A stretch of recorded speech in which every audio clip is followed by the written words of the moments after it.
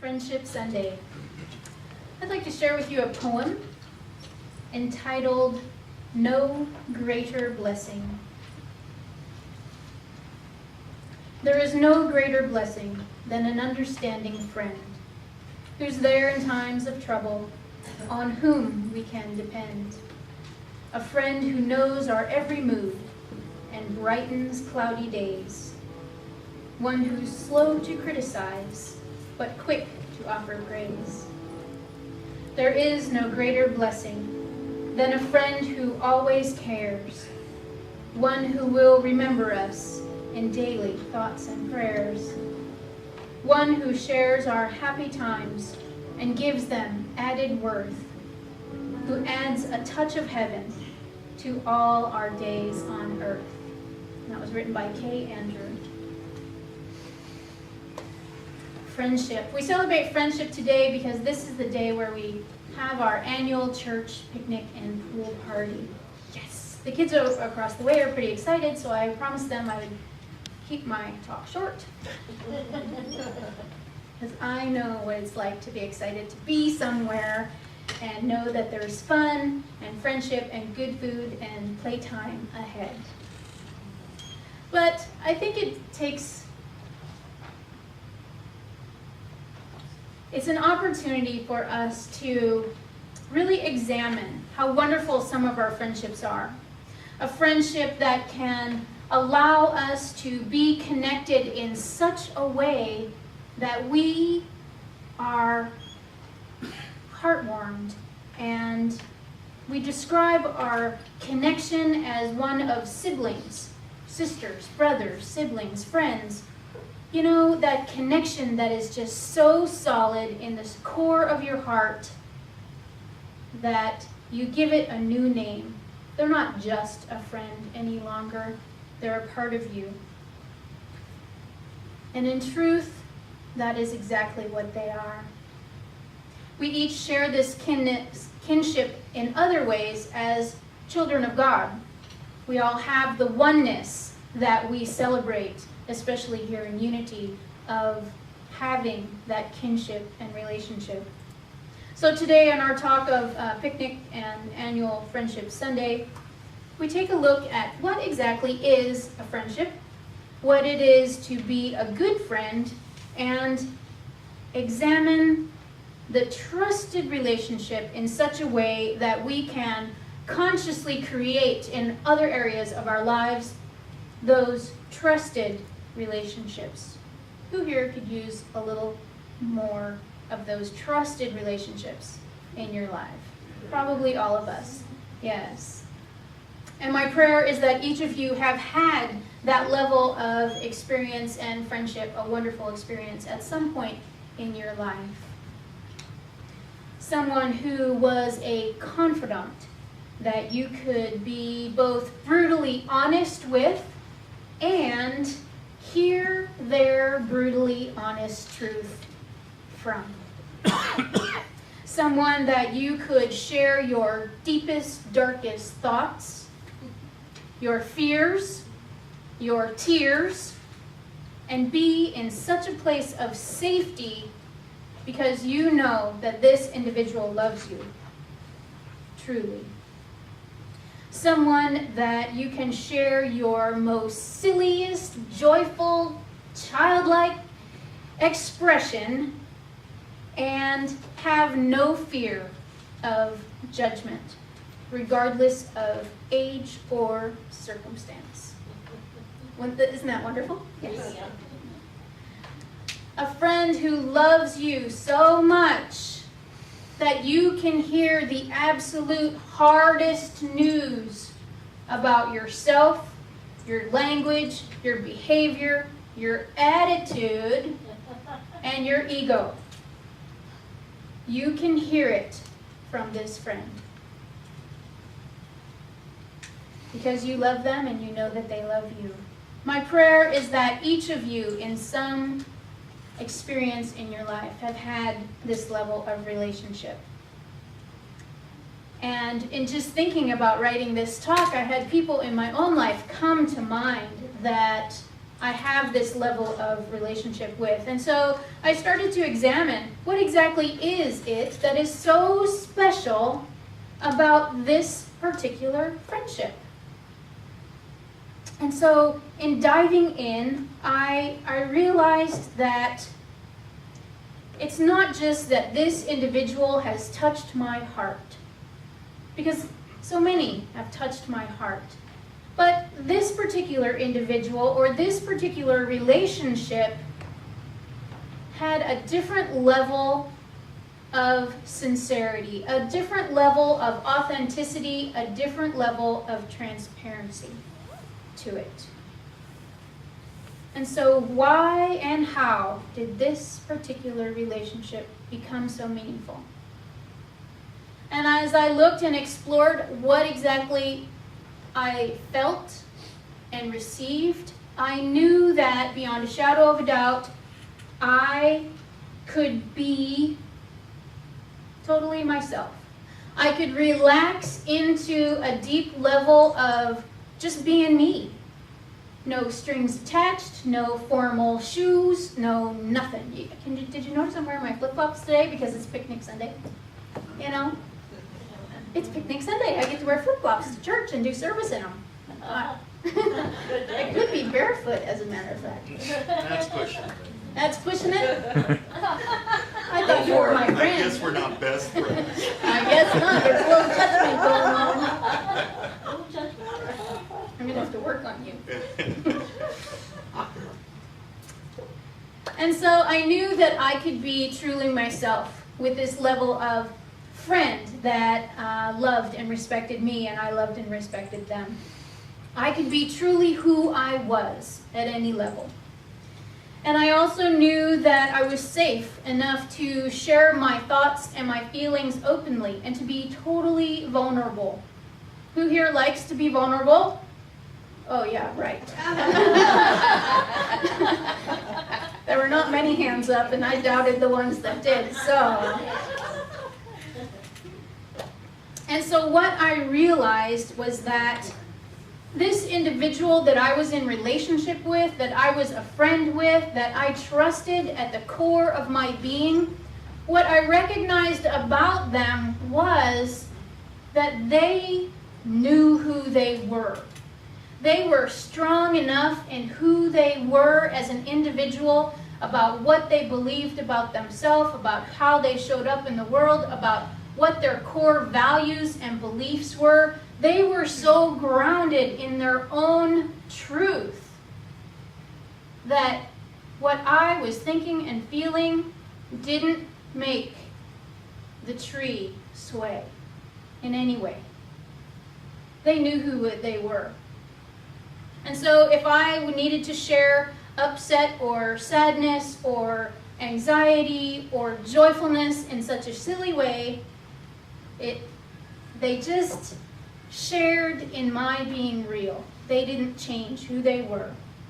They were so strong in who they were as a person. And that's what I came to love about them. They knew who they were. And the flip side of that coin was they knew that I knew who I was. Did you follow all those? Yeah. Okay. They knew that I knew who I was. And that they had the opportunity to be as open and vulnerable and share their most darkest thoughts and their most silliest selves and their deepest fear. And I would not flinch. I would be grounded as a tree and allow them to be whatever they needed to express, just like they did for me. And so I recognized that my heart was free to be open, not only to myself, but to them. And that their heart was free to be open to both me and to themselves.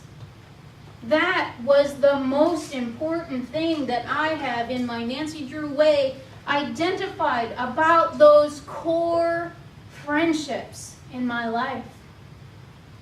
I could share anything with them, and they could share anything with me. My emotions when my father completed suicide did not scare them. My going through a divorce earlier in my life having walked that path, did not scare them. And I was able to be in the same sacred place that they were.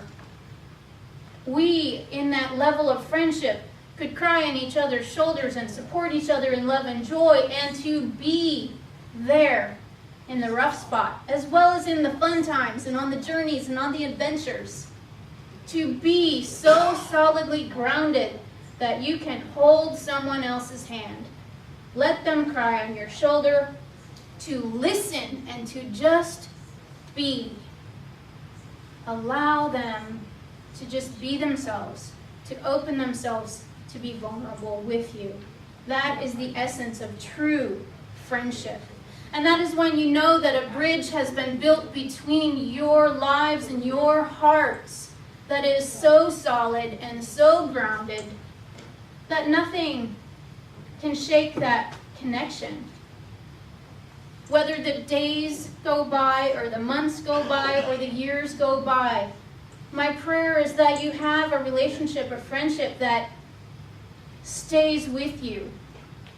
And no matter how much time has passed, once you talk, once you reconnect, once you get on the phone, even Skype, it's like you're right there, back where you were the last time you were in each other's presence and energy, and the friendship and the joyfulness awakens to come alive.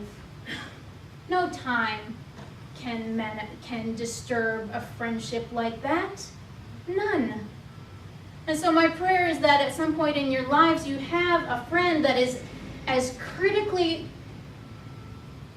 a pillar for your life, and that you can be a pillar for someone else. That's what Friendship Sunday is about. And how does this happen? Well, we in Unity know that it is the Christ presence within us that is the core energy of our being. It is when we are able to live and move and have our level of expression from that Christ presence and see the Christ presence in another. That is the tipping point for a conscious awareness to open up to a new friend. When we remember to live from that level of awareness of our own Christ nature, of our own true self, we can see God's reflection in their eyes. They can see the reflection of God in our eyes. So I want to turn to your seatmate right now and look for the reflection of God in the person sitting next to you. Lon, you want to come around and do you see that magnificent Christ presence? Absolutely. Yes. And so you know that when you live in the awareness of God active in all of life, that goes for you. It goes for your neighbor. It goes for the people in the community. It goes for our friends and our loved ones. We are looking at God manifest when we look closely into one another's eyes. Amen to that. Amen to that. Yes. And they are looking at God manifest too. Don't sell yourself short. May I have an amen? Amen to that for sure. I have to ask for it, that one. It's just amazing when you live from the level of awareness that all is divine, that God is everywhere present, that we can have this level of kinship with our fellow children of God. But let's take it to a deeper level. What about the relationship that you have with your inner God? Ooh, silence in the room. You're working on it. So what about your relationship with your inner God? In Unity, we believe that there is only one power and one presence, and that the divine spark is in all of life. So that means that your connection to God is where? Within. Yeah, okay. It's that relationship with your innate divinity that has the foundation for all your other friendships, all your other relationships. So if you are challenged by the relationship between you and your innate divinity, you're going to have some challenges and some relationships in the outer world. The outer world being like the outer experience as opposed to the inner experience. If you and your inner self are not at peace with one another, you will see in the outer world a lack of peace in your environment. If you and your inner self are busy judging, like you just did to me, yeah. If you're busy judging your divinity, like thinking that it's not real, for example, we'll have to talk later. If you're judging, you will see judgment in the outer world. You following? Yeah. And so if you and your inner divine nature are stuck in the level of conflict about allowing your true self to shine, about allowing that God energy in you to express, about allowing spirit to unfold in your life, you will have fear and failure in your life. Because you can't stop God. Have you not heard me say that?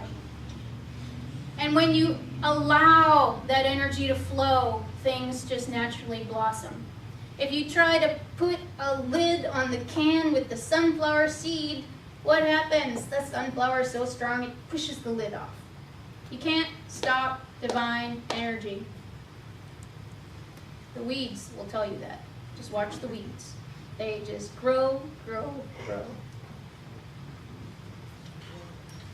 So I'd like to invite you to accept at an unconditional loving level the divine in you, so that you can be so much at peace with that relationship between you and your God that nothing can stop you. That your divine essence, your God self, can be so loving and so balanced that your entire outer expression is loving and balanced. So this week, you get to take an honest look at your relationship. The one between you and your God. Yes, examine your friendships too, because you need to know how powerful they are so that you can identify what is it I value about this friendship and relationship I have with this individual so that I can recreate it with someone new. But it comes back to the relationship between you and your God, between you and your innate divinity, between you and your belief about unity principle number 2. And can you honestly look yourself or your neighbor in the eye and see God manifest? It's good practice to look in someone else's eyes. I'm challenging you to go home and look in the mirror and say, I am a perfect child of God, and God and I love you just the way you are. That's our blessing for our children every week. Can you say it to yourself? Can you say it to the God in you? That is our biggest challenge. To love ourselves unconditionally so that we can love others unconditionally. To be there through fun and hard times. And so, in starting with that relationship you have with yourself and those that are closest to you, the ones that reflect who you are and reflect what you don't want to see, because it's both. Love all of that unconditionally because it's all God. It's all God energy. It's here to be loved and appreciated and a blessing in your life. May not feel that way all the time, Hold on until you figure out the blessing. Your divine nature is calling you to be at peace with your own innate God. It's all God. Even the weeds, huh? Even the weeds. Oh, yeah. Oh, yeah. Yeah, because they went through anything all around it. So as you are called to live in alignment with the truth of your divine nature, your innate divinity is calling you to think, act, and live and be God in the world.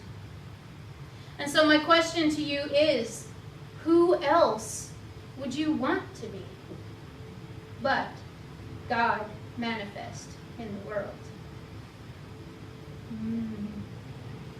Namaste.